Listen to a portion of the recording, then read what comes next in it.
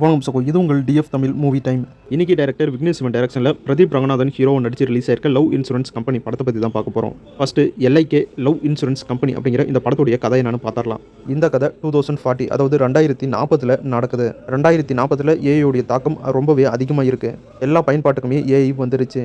அதுலேயும் ஒரு படி மேலே போய் இங்கே எந்த பொண்ணு லவ் பண்ணால் உங்களுக்கு கரெக்டாக இருக்கும், இல்லை நீங்கள் எந்த பையனை லவ் பண்ணால் உங்களுக்கு கரெக்டாக இருக்கும் அப்படின்னு நாம் முடிவு எடுக்காமல் ஒரு ஆப் உங்களுக்காக முடிவு எடுத்து அதை உங்களை பண்ண வைக்குது. இப்படி ஒரு ஏடாகூடமான விஷயத்தை நம்ம எஸ்.ஜே. சூர்யா அவர்கள் தான் உருவாக்குறாரு. இதனால உண்மையாக லவ் பண்ணுறவங்களா இருந்தாலும் அவங்களுக்கு செட் ஆகலை அப்படின்னு அந்த ஆப் சொன்ன காரணத்தினால அவங்க பிரியிறாங்க. கூடிய ஒரு சூழ்நிலையில தான் நம்ம ஹீரோ பிரதீப் ரங்கநாதன் உடைய அக்காவுடைய இறப்புக்கு காரணம் செல்ஃபோன் தான், அதனால நான் செல்ஃபோனையும் யூஸ் பண்ண மாட்டேன் அப்படின்னு உறுதியாக இருந்த நம்ம ஹீரோயினை பார்த்த ஃபஸ்ட்டு சைட்லேயே அவருக்கு காதல் வருது.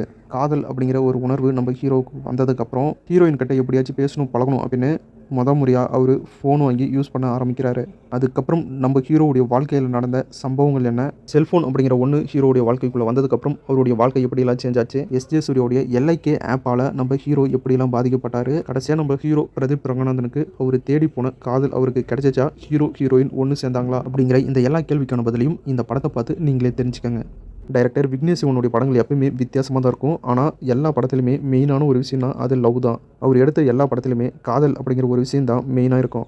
இந்த படத்தையும் காதலை மையமாக வச்சு தான் எடுத்திருக்காரு. 2040 நடக்கிற மாதிரியான கதை அப்படிங்கிறதுனாலவே படம் ஃபுல்லாகவே தமிழ்நாடு எவ்வளோ டெக்னாலஜி வைஸில் டெவலப் ஆயிருக்கு அப்படின்னு காட்டியிருக்காரு. அந்த விசுவல் எஃபெக்ட்ஸ்லாம் பார்க்கவே அவ்வளோ சூப்பராக இருக்குது. இந்த இடத்துலையும் விசுவல் எஃபெக்ட்ஸுக்கு குறைய சொல்ல முடியாது, அந்த அளவுக்கு ரொம்பவே சூப்பராக கொடுத்துருக்காங்க.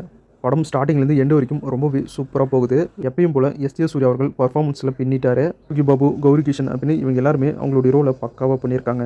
அதுலேயும் மெயினாக ஹீரோ பிரதீப் ரங்கநாதன் அவர்களுடைய அப்பாவாக வர சீமான் அவர்களுடைய ரோல் ரொம்பவே சூப்பராக இருக்குது. எப்பயும் போல் பிரதீப் ரங்கநாதன் அவருடைய ஆக்டிங்கில் மாஸ் பண்ணிட்டாரு. டோட்டலாக எல்ஐகே படம் எப்படி இருக்குது அப்படின்னா ரொம்பவே சூப்பராக இருக்குது அப்படின்னு சொல்லுவேன். டைரக்டர் விக்னேஷ் சிவன் வழக்கம் போல் லவ், சென்டிமெண்ட், காமெடி, ஆக்ஷன் அப்படின்னு ரொம்பவே சூப்பராக கலர்ஃபுல்லாக இந்த படத்தை கொடுத்துருக்காரு. கண்டிப்பாக இந்த படத்தை எல்லாருமே ட்ரை பண்ணி பாருங்கள். ஒரு சூப்பரான நல்ல படத்தை மிஸ் பண்ணிடாதீங்க. அடுத்த வீடியோவில் இன்னும் ஒரு சூப்பரான படத்தோட மறுபடியும் உங்களை சந்திக்கிறேன். வீடியோ பிடிச்ச லைக் பண்ணுங்கள், நம்ம சேனலுக்கு தொடர்ந்து சப்போர்ட் பண்ணுங்கள், சப்ஸ்கிரைப் பண்ணுங்கள். இது உங்கள் TF Tamil movie time. Thank you.